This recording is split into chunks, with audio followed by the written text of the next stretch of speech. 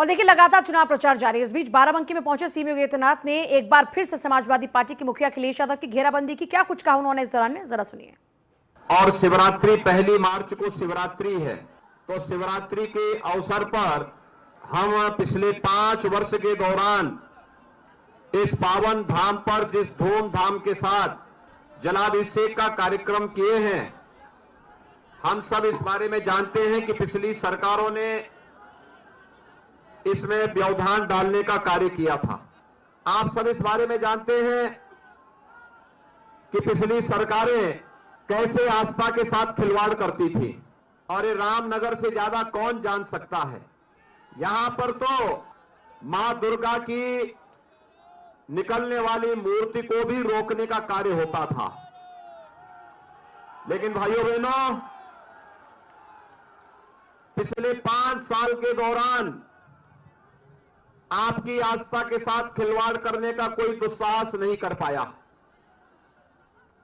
आज आपको कोई भी माई का लाल ना कांवड़ यात्रा को रोक सकता है, ना मां दुर्गा के पूजा अनुष्ठान और मूर्ति विसर्जन के कार्यक्रम को ही रोक सकता है। आपको मजबूत सरकार चाहिए या मजबूर सरकार चाहिए? दंगा कराने वाली सरकार चाहिए, दंगा से मुक्त करने वाली सरकार चाहिए, भय पैदा करने वाली सरकार चाहिए, भय मुक्त वातावरण देने वाली सरकार चाहिए। और इसके लिए एक मजबूत और दमदार सरकार चाहिए ना। लेकिन ये तब होगा जब रामनगर से शरद अवस्थी चुनाव जीत करके जाएंगे, चुनाव जिताएंगे। अगर आप अपना वायदा पूरा करेंगे तो मैं भी बताऊं कि कौन सा वादा भी और बाकी है। हाईवे बनाए हैं, रेलवे बनाए हैं, मेडिकल कॉलेज बनाए हैं, पॉलिटेक्निक, डिग्री कॉलेज सब बनाए हैं। पैसा कहां से आया है? मैंने कहा देखो, हमने एक नया यंत्र विकसित किया है। आप समझ गए होंगे ना, एक नया यंत्र हमने विकसित किया है। वह हाईवे और एक्सप्रेसवे भी बनाता है और माफिया और गुंडों के ऊपर चढ़ करके, रगड़ करके उनके घर से पैसा भी निकालता है। और प्रयागराज में आज बड़े बड़े नेताओं का जमावड़ा है। हर पार्टी के मुखिया वहां पर पहुंच रहे हैं। ऐसे में बसपा सुप्रीमो मायावती ने भी वहां पर प्रचार किया। बसपा प्रत्याशी अजय कुमार से खास बातचीत भी इस दौरान में हमारे सहयोगी ने की। लेकिन इस दौरान आपको बता दें कि बसपा सुप्रीमो ने एक बार फिर से सर्वजन सुखाय सर्वजन हिताय की बात को दोहराते हुए ये दावा किया कि सरकार उनकी बनने वाली। हमारे संवाददाता ने बसपा प्रत्याशी अजय कुमार से खास बातचीत की। इस दौरान उन्होंने बीजेपी सरकार पर कई गंभीर आरोप लगाए। क्या कुछ कहा, जरा सुनिए। फेज 5 का चुनाव होने में अब कुछ ही समय बाकी है। दिग्गजों ने अपनी पूरी ताकत प्रयागराज में झोंक दी है। प्रयागराज में 12 विधानसभाएं हैं और एक विधानसभा का नाम 12 है, और वहां से बहुजन समाज पार्टी के प्रत्याशी डॉक्टर अजय कुमार हमारे साथ मौजूद हैं। अभी मायावती ने सभी के अंदर जोश और जज्बा भरा है और सभी प्रत्याशियों को जिताने की अपील की है। निवर्तमान विधायक डॉक्टर अजय कुमार हमारे साथ हैं। स्वागत है न्यूज़ 1 इंडिया में। धन्यवाद, आपको भी बहुत बहुत धन्यवाद। किस तरह से तैयारी है और क्या कहना चाहेंगे इस रैली के बाद? आप इस रैली में ही ये देखें कि मैं समझता हूँ आज तक की जितनी रैली हुई है उन सारे रैलियों का रिकॉर्ड आज बहन मायावती जी ने तोड़ दिया है। और ये वो भीड़ थी जो बहन मायावती जी को सुनने आई है। तो रैली जब होती है तो रैलियों में फ़र्क होता है। एक ढोके लाई जाती है, ये खुद स्वतः आती है। ये वो रैली है जो स्वतः बहन जी को सुनने आई अपने से, जिसको ना कोई साधन दिया, ना सामान दिया, कुछ दिया, ये अपने आप बहन जी को सुनने आई है। तो मैं समझता हूँ कि ऐसी रैली आज तक इलाहाबाद जनपद में नहीं। बहुत धन्यवाद हमसे बातचीत करने के लिए। तो डॉक्टर अजय कुमार ने ये बताया कि जो सरकार है वो राजनेता नहीं चला रहे हैं, अधिकारी चला रहे हैं। तो ये सबसे बड़ा आरोप भारतीय जनता पार्टी की सरकार के ऊपर डॉक्टर अजय कुमार ने लगाया है। फिलहाल वह इस बात से आश्वस्त है कि बहन कुमारी मायावती की जो रैली हुई है उससे उनकी जीत सुनिश्चित हो गई है और उनसे उन्होंने जीत का मूल मंत्र भी हासिल कर लिया है। आलोक मालवी, न्यूज़ 1 इंडिया, मेडिकल चौराहा, प्रयागराज। अमरोहा वेंकटेश्वर में दरअसल स्पोर्ट्स मीट 2022 का समापन कार्यक्रम हुआ और इसी कार्यक्रम के दौरान में डीएम भी पहुंचे। इस दौरान डीएम ने कहा कि अच्छी शिक्षा के साथ साथ विभिन्न खेलों में राष्ट्रीय और अंतर्राष्ट्रीय स्पर्धाओं में प्रतिभाग करने वाले युवाओं के पास शानदार मौका होता है। ये अमरोहा में वेंकटेश्वरा में 3 दिवसीय स्पोर्ट्स मीट स्पर्धा 2022 कार्यक्रम आयोजित किया गया था, जिसका शानदार समापन हुआ। 3 दिनों तक चली 2 दर्जन से ज्यादा खेल प्रतिस्पर्धाओं के विजेताओं को डीएम ने सम्मानित भी किया।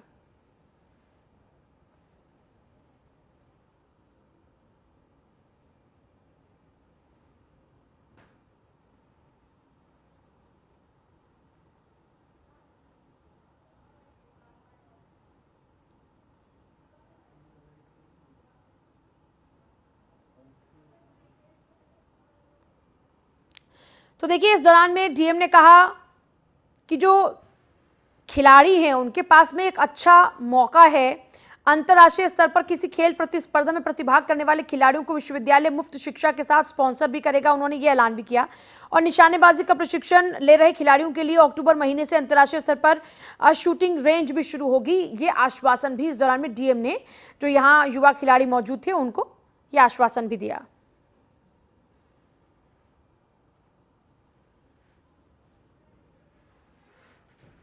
देखिए, 3 दिवसीय स्पोर्ट्स मीट स्पर्धा का शानदार समापन हुआ। डीएम यहां पर पहुंचे। डीएम ने यहां पर कई वादे भी किए। जो प्रतिस्पर्धा में जीते खिलाड़ी थे उनको सम्मानित भी किया और इस दौरान उन्होंने बताया कि आगे और किस तरीके से प्रशासन मदद करेगा खिलाड़ियों की।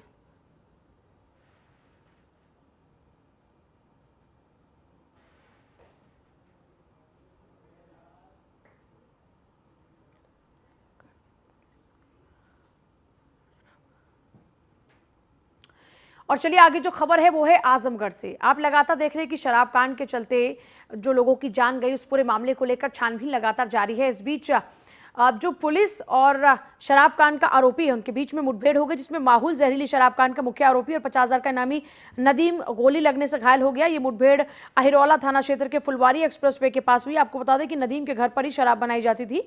कल पुलिस ने छापेमारी कर भारी मात्रा में अवैध शराब और शराब बनाने का जो सामान था वो सब वहां से बरामद किया।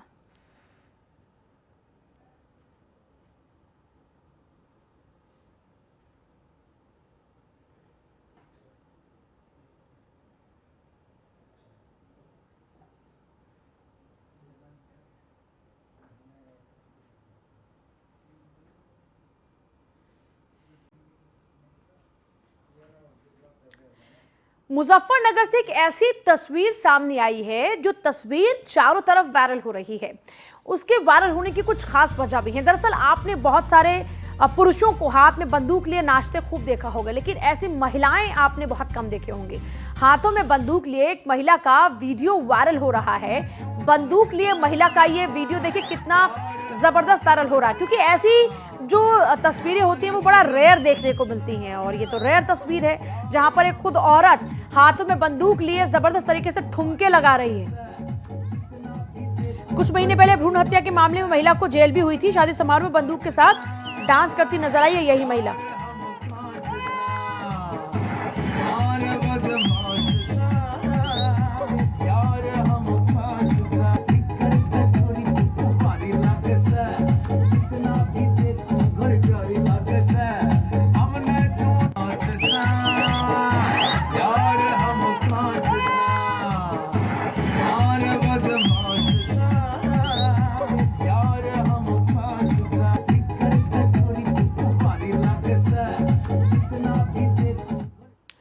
और लिसाड़ी गेट पर एक पोस्टर ऐसा लगा, जिस पोस्टर को लेकर चारों तरफ चर्चा होने लगी और हड़कंप मच गया। दरअसल इस पोस्टर में एक सट्टा संचालक खुद को लाइसेंसी सट्टा संचालक बता रहा है। अब आप देखिए, सट्टा बुक कराएं, ये नाम लिखा है, नंबर लिखा है, पूरी इंफॉर्मेशन लिखी और खुद को लाइसेंसधारी सट्टा संचालक बताकर अपना पोस्टर चस्पा करा दिया। पोस्टर में बकायदा खुद को मैच और चुनाव पर सट्टा लगाने के लिए अधिकृत बताते हुए संबंधित मोबाइल नंबर भी लिखा है। सट्टे के विज्ञापन की खबर क्षेत्र में आग की तरह फैल गई। मामले की जानकारी जब प्रशासन को लगी तो प्रशासन ने भी इस पूरे मामले पर तुरंत कार्रवाई शुरू कर दी। देखिए, अभी प्रथम दृष्टया इसमें संज्ञान में आने पर आप लोगों के माध्यम से इंस्पेक्टर को भेजा गया था मौके पर। उन्होंने देखा तो वहाँ पता चला कि पड़ोसियों का आपस में 2-3 दिन पहले लड़ाई झगड़े का मामला संज्ञान में आया था। जिसमें वो उसको जेल भिजवाने के मार्फत ये काम किया है, ऐसा प्रथम दृष्टया संज्ञान में आ रहा है। अभी उसमें उस पक्ष को थाने पे बुला करके पूरी गुणदोष के आधार पर उसका पूरा निस्तारण किया जाएगा। सर एक जगह नहीं, कई जगह पर लगाए गए हैं इस तरीके के पोस्टर। जो भी इसके पीछे है, उस अगर सट्टा चल रहा है तो उसके खिलाफ सख्त कार्रवाई करेंगे, अगर कोई इस तरह की साजिश क्रिएट कर रहा है तो उसके खिलाफ भी कार्रवाई करेंगे। देखिए, अभी प्रथम दृष्टया इसमें संज्ञान में आने पर आप लोगों के माध्यम से इंस्पेक्टर को भेजा गया था मौके पर। उन्होंने देखा तो वहाँ पता चला कि पड़ोसियों का आपस में 2-3 दिन पहले लड़ाई झगड़े का मामला संज्ञान में आया था, जिसमें वो उसको जेल भिजवाने के मार्फत ये काम किया। लूट की वारदातें तो लगातार आपने बहुत सारे सुनी होंगी, लेकिन इस बार आपको एक ऐसी खबर बताने जा रहे हैं जहां पर एक ई रिक्शा चालक को नशीली दवा सुंघाकर उससे लूटपाट की गई है। अपने आप में ये हैरत कर देने वाला मामला है कि सोचिए, लुटेरों के हौसले कितने ज़बरदस्त तरीके से बुलंद हैं, इतने बुलंद हैं कि यहाँ पर अब किसी को बख्शा नहीं जा रहा। लुटेरों ने नशा सुंघाकर चालक की रिक्शा को लूट लिया। अस्पताल में 5वें दिन होश में आने पर पीड़ित ने पूरी वारदात की जानकारी दी, जिसके बाद पीड़ित के बेटे ने पुलिस से शिकायत की और आरोपी की गिरफ्तारी की मांग की। लुटेरों ने सामान ले जाने के बहाने ये रिक्शा बुक किया था और उसके बाद उसको नशा सुंघाकर उसके साथ लूटपाट की वारदात को अंजाम दिया। मुझे लड़का मिला है एक बीलने से जी। क्या चाचा खा लिए रिक्शा जी। मैंने कहा खा लिए। बोला फिर जागा एक 44 है, अच्छा, और आगा मंगल के बाजार में। वो लड़का मुझसे रास्ते में बोला चाचा चिटचिटा जानो, चिटचिटा क्या हो? वो तो चला गया मोटरसाइकिल वाला काजो पीने को। मैं बोला क्या करेगा चिटचिटे का? बोला मेरी बहन के कुत्ते ने काट लिया। मैंने कहा चल मैं उखाड़ के दूं। जैसे मैं उखाड़ने को वहाँ गया, बस उसने मुझे मारना शुरू कर दिया। 2 हो गए, एक वो जो पैप्सी लेके आया था, एक और। मैं उनसे छुट के भाग रहा था, लेकिन वो बुतला बजा रहे थे दोनों। मैं भी मार रहा था, छोड़ ना रहा था अपना रिक्शा। मुझे लड़का मिला है एक बीलने से जी। बता रहे हैं कि आखिरकार उनके साथ में क्या हुआ। वो बता रहे हैं कि उनको सामान ले जाने के नाम पर रिक्शा बुक किया, ई रिक्शा बुक किया गया। उसके बाद उनको नशा कुछ सुंघा दिया गया, जिसके बाद वो 3 से 4 दिन बाद तो वो होश में आए, अस्पताल में भर्ती थे। बेटे को जब इस बारे में जानकारी मिली तो बेटे ने तब जाकर पुलिस को इस पूरी बाबत शिकायत की। बुजुर्ग का जो रिक्शा था उसको बुक किया गया, फिर उसके बाद उसको नशा सुंघाकर उसको बेहोश कर दिया गया, उसके साथ लूटपाट की वारदात को अंजाम दिया गया। जरा सोचिए कि लुटेरों के हौसले कितने ज्यादा बुलंद हो चुके हैं अमरोहा के अंदर।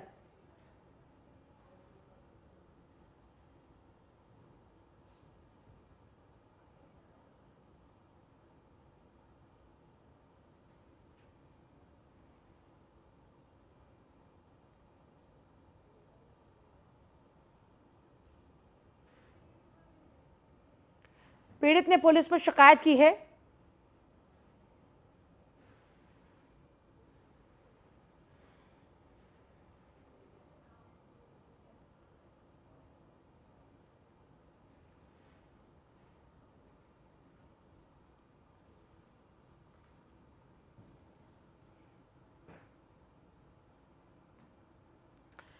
और रामपुर में पुलिस एक अपराधी को पकड़ने के लिए गई और यहां पर गांव वालों के साथ में ही देखिए किस तरीके से जबरदस्त यहां गहमा गहमी का माहौल हो गया। मामला इतना बढ़ा कि स्थानीय लोगों ने पुलिस को ही बंधक बना लिया। ग्रामीणों की अभद्रता और पुलिस को बंधक बनाने का वीडियो भी वायरल हो रहा है। इस दौरान कुछ पुलिसकर्मी साथियों को छोड़कर मौके से भी चले गए। ग्रामीणों के विरोध के आगे पुलिस आरोपी को बगैर गिरफ्तार किए ही यहां से वापस लौट गए।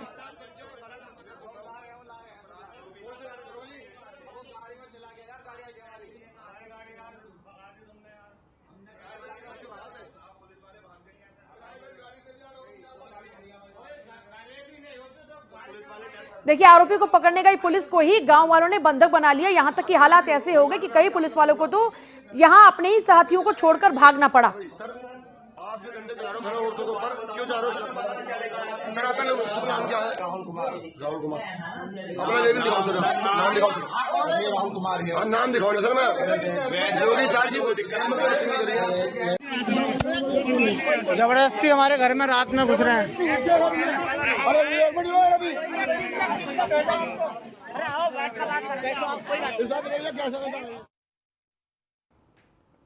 चंदौली में एक महिला का शव मिलने के बाद इलाके में हड़कंप समझ गया। दरअसल बेटियां ये आरोप लगा रही हैं कि उनके पिता ने ही उनकी मां को पीट कर मार डाला। उसके बाद बेटियों का क्या हाल है वो आप जरा देख सकते हैं। बेटियां बेहाल हो चुकी हैं अपनी मां के शव को देखकर। शिकायत के आधार पर फिलहाल पुलिस मामले में कार्रवाई कर रही है। आरोपी सहित 4 लोगों को हिरासत में ले लिया गया है और उनसे पूछताछ जारी है। लेकिन यह वाकई मामला रूह कपा देने वाला है। एक पति ने अपनी ही पत्नी को बेरहमी से पीट कर मार डाला। बेटियां आप देखिए कितनी बदहवास हालत में हैं और रो रो कर अपने दर्द को बयां कर रही हैं। करनौल गांव के बाहर खेतों में एक महिला की डेड बॉडी मिली है। थाने पर सूचना प्राप्त हुई थी, उनकी बेटियां गई थी मृतका की। उनका ये कहना है कि उनके माता की हत्या हुई है। हत्या के बारे में जांच की जा रही है। करनौल गांव के बाहर खेतों में एक महिला की डेड बॉडी मिली है। थाने पर सूचना प्राप्त हुई थी, उनकी बेटियां गई थी मृतका की। उनका ये कहना है कि उनके माता की हत्या हुई है। हत्या के बारे में जांच की जा रही है। किनकी हत्या हुई है? मेरी मम्मी की। कौन किया है? पापा चढ़ा बढ़ा के 5 लोग उनके पीछे पड़ रहे हैं खेत के बारे में। खेत के बेच दा